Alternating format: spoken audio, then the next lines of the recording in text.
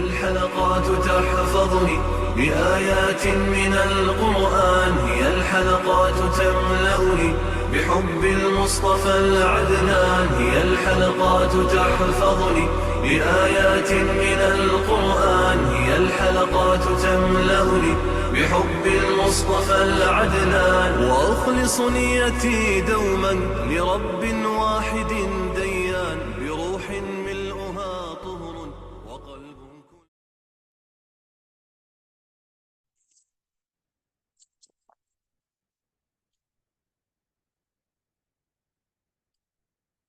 नहमदुहु व नसल्ली अला रसूलिहिल करीम अम्मा बाद औज़ु बिल्लाहि मिनश शैतानिर रजीम बिस्मिल्लाहिर रहमानिर रहीम रब्बि इश्रह ली सदरी व यस्सिर ली अमरी वहलुल उक़दतम मिन लिसानी यफ़क़हू क़ौली रब्बि ज़िदनी इल्मा अल्लाहुम्मा फ़क़्क़िहना फ़िद्दीन अल्लाहुम्मा इन्नी अस्अलुका इल्मन नाफ़िआ व अमलन मुतक़ब्बला व रिज़्क़न तय्यिबा। अस्सलामु अलैकुम व रहमतुल्लाहि व बरकातुहू। आज हम अपना लेसन जो स्टार्ट करें तजवीद का वो है मीम साकिना के रूल्स। तो इससे पहले हमने पढ़ा था नून साकिन और तनवीन के रूल। उसमें हमने कुछ हरूफ याद किए थे और वो ज़रा ज़्यादा हरूफ थे। लेकिन ये वाला रूल जो है जो मीम साकिना का, ये बिल्कुल सिंपल है और स्ट्रेट फॉरवर्ड है। मीम के जो रूल है इसको सबसे पहले अगर हम इसको देखें तो इस मीम साकिना के रूल को शफ़वी भी कहते हैं। तो शफ़वी बेसिकली मीनिंग है अगर आप इसको उर्दू में करेंगे तो होंठों को कहा जाता है शफ़वी, और अगर इंग्लिश में कहेंगे तो लिप्स होते हैं। तो अब इसके जो रूल्स हैं वो बेसिकली 3 रूल्स हैं इसमें, जिसमें से हम देखेंगे इनके नामों को पहले जान लेते हैं कि उनके नाम क्या-क्या हैं। तो नंबर 1 पे आएगा जो हमारा मीम साकिना का रूल है, उसमें आएगा इदगाम शफ़वी। यानी पहला रूल जो है मीम साकिन और उसके बाद अगला वर्ड है मीम, तो उसको कहेंगे इदगाम, मिला देना, ठीक है? जैसे हमने नून साकिन और तनवीन में पढ़ा था उसी तरीके से। दूसरा इसका बनेगा मीम साकिना के बाद अगर बा आता है तो इसको कहेंगे इख़फ़ा शफ़वी।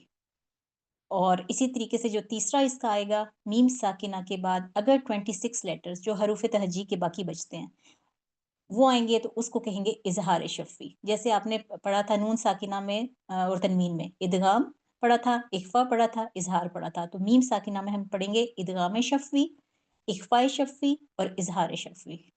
तो इसको सीखते हैं। सबसे पहले आज हम पहले रूल को देखेंगे, इदगाम शफ़वी को, जो हमारा सबसे पहले रूल आ रहा है। तो इसमें जैसे इदगाम से आपको पहले से ही पता है कि इदगाम कहते हैं मिलाने को, मर्ज करने को, किसी एक हर्फ को दूसरे हर्फ में मिला देने को। तो जब मीम साकिना हो, पहला मीम साकिन होगा और अगला मीम जो होगा वो मुतहरिक होगा। तो साकिन मीम को मुतहरिक मीम में जब दाखिल किया जाएगा और उसके साथ वहाँ पे आपको गुन्ना भी करना होगा, यानी उसको गुन्ना के साथ पढ़ना होगा। तो दोबारा इसको सुन लीजिए कि मीम साकिना के बाद जब अगला मीम आ जाएगा यानी मुतहरिक मीम आ जाएगा तो वहाँ पे इदगाम होगा, उसके अंदर हमने उसको मर्ज करना होगा। तो जैसे ये वर्ड है इलैकुम, अब यहाँ पे देखिए मीम जो है, पहला मीम इलैकुम का मीम जो है वो साकिन है, उसके ऊपर ये छोटा-सा ये एक गोल दायरा आया हुआ है। तो कभी मीम के ऊपर साकिन होगा या जज़म डली हुई होगी, कभी दायरा होगा। तो जब भी इस तरह का मीम आएगा तो वो इस मीम का मतलब होगा मीम साकिन। यानी इसमें सुकून है, ये इसकी कोई हरकत नहीं है। इस मीम को आपने अगले मीम के साथ जो भी अगले हर्फ में आएगा, उसके ऊपर तशदीद देते हुए हम उसको उसके अंदर मर्ज कर देंगे, मिला देंगे और उसके बाद वहाँ पे गुन्ना भी करना होगा। तो इसको पढ़ने का तरीका क्या होगा? ज जैसे इलैकुम मुरसलून। तो आपने इसको गुना करना है, 2 सेकंड के लिए नाक में आवाज़ जाएगी इस मीम की, लेकिन उसकी मर्जिंग पता चलनी चाहिए। यानी अब ये जो मीम है, ये एक साकिन मीम मुतहर्रिक मीम में शामिल हो गया। उसके ऊपर उसकी हरकत भी देखिए, तशदीद के साथ उसके ऊपर दम्मा भी लगी हुई है। तो इसको अगली एग्ज़ाम्पल के साथ भी हम समझते हैं और पढ़ने का तरीका इसका देखते हैं।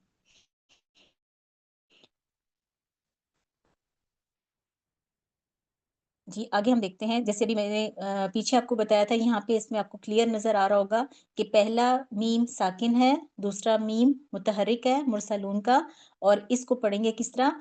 इलैकुम मुरसलून।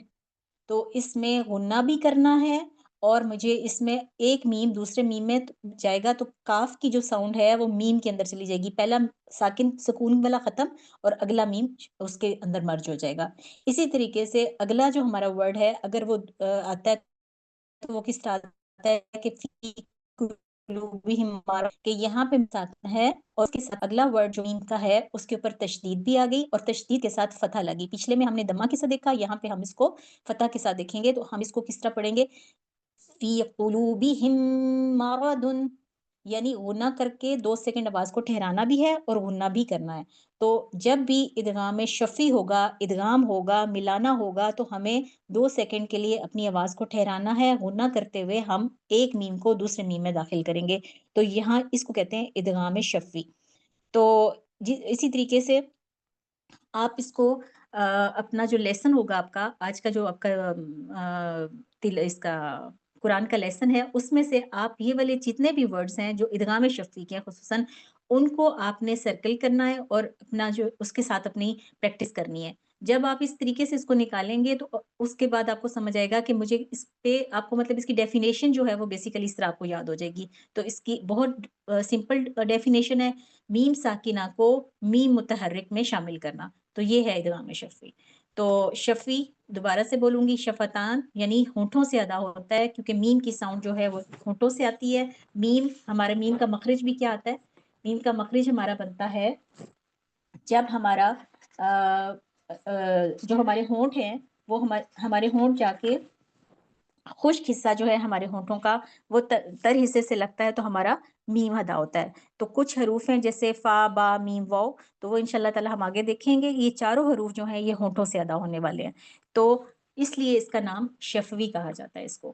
تو اس لیے اس لیٹر سے آپ اس ورڈ سے جو ہے فیملیئر ہونے کے لیے، عربک ورڈ ہے تو آپ پریشان نہ ہوں، شفوی کہتے ہیں ہونٹ کو، لپس کو، اس کے ساتھ آپ نے اس کو یاد کرنا ہے۔ ادغام پہلے ہی آپ دیکھ چکے ہیں کہ اس کو کہتے ہیں مرجنگ کو، ملانے کو۔ تو یہ آج کا ہمارا میم ساکنہ کا رول تھا جو ہم نے آج سیکھا۔ انشاءاللہ تعالی کل ہم اس کو سیکھیں گے اخفاء شفوی اور اظہار شفوی کو۔ تو اس کے ساتھ پھر آپ کل ہم اپنے لیسن کو کنٹینیو کریں گے آگے۔ اگر یہاں پہ کسی کو کوئی چیز سمجھ نہیں آئے تو آپ مجھ سے پوچھ سکتے ہیں۔